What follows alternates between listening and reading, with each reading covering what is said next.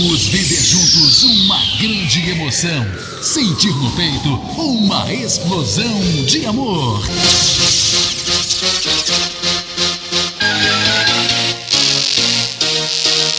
Está entrando no ar, na Catedral FM.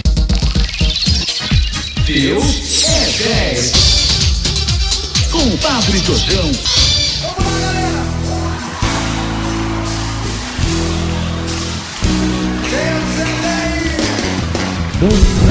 Bom dia, amados irmãos e irmãs, ouvintes da Rádio Catedral 106.5.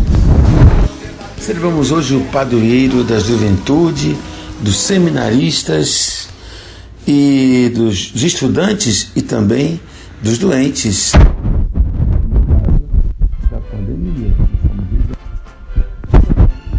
Luiz de Gonzaga. Quem foi esse grande santo, morto aos 23 anos, tão jovem? Luiz Gonzaga viveu no mundo no Renascimento, numa família devota católica. Foi o primeiro filho do Marquês de Castiglione. Sua mãe também era nobre da região do Piemonte. Os pais se conheceram na corte dos reis católicos de Espanha. Seu pai era príncipe eleitor do Sacro Império Romano Germânico. Luiz viveu 17 anos no mundo, numa corte onde tinha tudo para se dissipar. Mas apesar disso, entregou-se totalmente a Deus, renunciando a tudo desde o início. Desde os 7 anos de idade, jamais cometeu pecado mortal, como dizia São Roberto Bellarmine, seu confessor, autor do célebre catecismo contra a reforma protestante. Luiz era determinado como pai e piedoso como a mãe, e suas primeiras palavras que falou durante a vida, o início da vida, foram Pai Nosso e Ave Maria. Certa feita, seu pai o levou consigo para a guerra, e foi nesta ocasião que houve um acidente em que a pólvora estourou e seu rosto saiu chamuscado. Luiz era levado, como toda criança. Tomou escondido a pólvora de um dos soldados, tinha 5 anos, e disparou um canhão. Foi quando os soldados encontraram uma criança caída no chão em virtude do ricochete do canhão. Depois voltou para casa falando alguns palavrões para desgosto de sua mãe e do tutor. Ambos o repreenderam e de cujo erro ele se arrependeu durante toda a vida e nunca mais repetiu essas palavras. Desde então, seu amor a Deus e a Santíssima Virgem Maria era tão claro que quando sua mãe ia visitar o seu quarto, ela sabia onde ele havia rezado, onde ele rezava, porque ali havia um poço de lágrimas. Foi assim que aos 7 anos ele se converteu. Rezava diariamente os salmos graduais e os salmos penitenciais, ou seja, os 14 salmos do saltério, os graduais e os penitenciais. Seu pai o mandou junto com o irmão Rodolfo para Florença, onde Luiz se consagrara a Nossa Senhora, prometendo o celibato na igreja da Anunciata, a célebre igreja dos padres servitas em Florença. Por isso guardava os sentidos, generoso na penitência e na oração. E foi assim que São Carlos Borromeu, grande cardeal da Contra-Reforma, grande pastor da cidade de Milão, fez questão de lhe dar pessoalmente a primeira comunhão, e foi a partir dali que ele começou a comungar com a frequência que lhe era possível. São Luís passou uma vida de santificação. Aos 3 anos, toma a decisão de se tornar sacerdote e começa a pensar em que ordem iria entrar. Primeiro pensa em ser capuchinho, porém mais tarde decidiu ser jesuíta por conta do voto que os jesuítas tinham de não aspirar dignidade eclesiástica. Nós sabemos muito bem que até hoje o único Papa jesuíta foi o atual reinante, o Papa Francisco, porque dificilmente o jesuíta pode se tornar bispo, porque eles têm um voto de não aceitar nenhuma dignidade episcopal. Mas o pai não concedeu, não permitiu, porém o filho era insistente. Seu pai só concordara se ele aceitasse que fosse padre secular, porque a família tinha 2 cardeais nos ambos lados da família, na família do pai e da mãe. Mas Luís, devoto de Nossa Senhora, não aceitava, já pensando em evitar qualquer e toda honraria de ser bispo, tanto pelo lado paterno quanto pelo lado materno. Ouvindo isso, o pai não concedeu o pedido do filho e ralhou tanto com ele que Luís foi ao quarto e começou a flagelar-se até sangrar. O marquês manda então o servo ver o que o filho foi fazer no quarto. Voltando, o servo relatou ao pai o que Luís fazia no quarto. E o marquês, não acreditando, mandou que lhe levassem. Mandou que lhe levassem porque o pai sofria de gota e não podia andar naquela ocasião. Assim, sendo levado pelos servos, viu pela fresta que o filho se flagelava e acabou, diante disso, por aceitar a vontade do filho. Quando, finalmente, aos 17 anos, o filho entra no seminário, iniciado os jesuítas, podia-se dizer que Luís já era um verdadeiro santo. Seus companheiros de noviciado tocavam e pegavam para si os seus objetos pessoais, porque sabiam que, de fato, ele era um jovem e inundado pela santidade.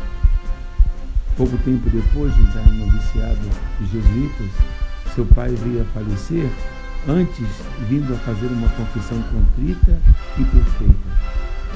Como Luís era o herdeiro natural de seu pai e, consequentemente, era eleitor do Sacro Império, Luís teve que ir ao Principado. Na sua presença, já revestido do hábito talar da batina jesuíta, o povo o aclama como Padre Luís, tocando-o como um santo. Ao vê-lo no dia seguinte, sua mãe não o abraçou ou beijou como se faz com o filho, mas se ajoelhou diante dele, porque sabia de fato que estava diante de um homem de Deus, de um santo. À volta de Luís, houve litígio, porque, sabendo que o filho ia ser sacerdote, os dois, o primo e o irmão, haviam lutado pela herança, ou seja, pela hereditariedade do trono. Luís, dirimindo a luta pela sucessão, renunciou à sucessão com permissão do imperador, que foi finalmente apaziguar a luta dos dois. Regressando para Roma, passa em Pádua, onde tem uma visão de São Gabriel, arcanjo, que lhe diz que morreria no ano seguinte. Voltando a Roma, naquele tempo, irrompe uma grande peste, uma grande pandemia que assola toda a cidade. Foi quando Luís imediatamente se coloca como voluntário. Os empesteados. 6 dias antes de completar 23 anos de idade, Luís é durante um contato Belarmino, seu padre espiritual, ele tem um êxtase e lhe é revelado que morreria na 8ª de Corpus Christi, ou seja, naquela semana.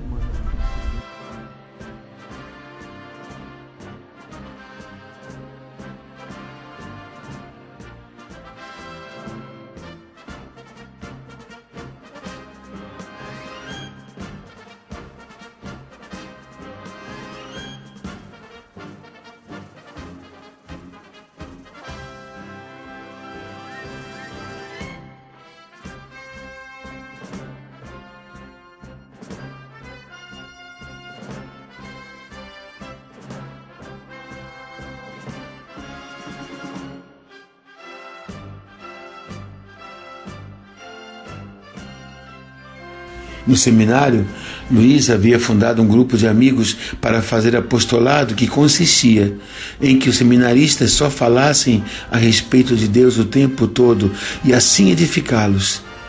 Era uma grande maravilha saber que podemos ser de Deus o tempo todo. No entanto, ao entrar no seminário, havia recebido um pedido do mestre, pensar em outras coisas.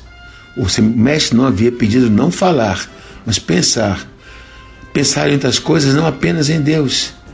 No entanto, Luís havia confidenciado que aquilo desgastava sobremaneira, porque não conseguia. Para Padre Garrigou Lagrange, um grande mestre dominicano da teologia mística e asceta, isso significa que Luís havia alcançado um patamar do terceiro estágio de santidade, o patamar mais alto. Entendamos por oposição. O egoísta só pensa em si mesmo. Tudo quer reduzir a si. Ele fala consigo mesmo o tempo todo. Já o homem bom e perfeito, que assumiu o terceiro estágio de santidade, eleva o seu coração e dialoga com Deus e só pensa na sua glória. É como São Paulo quando diz: eu vivo, mas não sou eu quem vive, é Cristo quem vive em mim. Gálatas 2:20. O servo de Deus Guido Schaeffer, podemos ver isso no seu diário, ele também sai de uma vida, como dizemos, o servo de Deus Guido Schaeffer sai de uma vida de egoísmo, uma vida do mundo, e pouco a pouco ele vai descobrindo a profundidade de Deus, de tal sorte que ele fica de 7 horas da missa até o meio-dia em adoração ao Santíssimo Sacramento. E foi exatamente isso.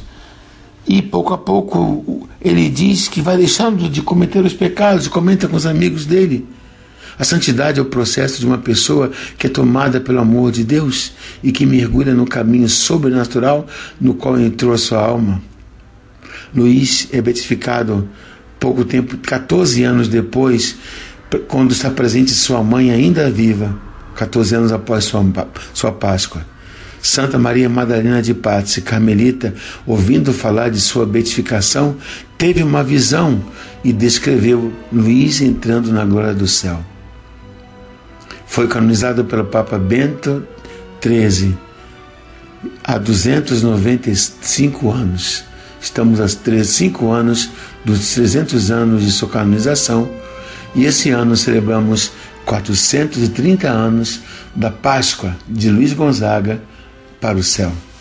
São Luís Gonzaga, patrono da juventude, dos estudantes e dos seminaristas e intercessor contra a peste e as pandemias, intercedei por nós nesse tempo tão difícil da pandemia que estamos vivendo.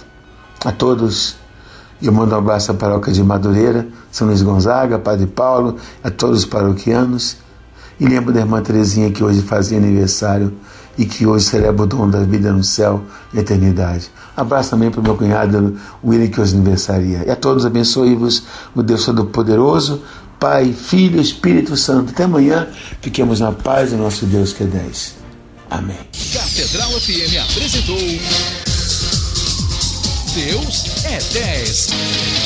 Com Padre Jorjão, Deus é 10. Catedral FM apresentou Deus é 10.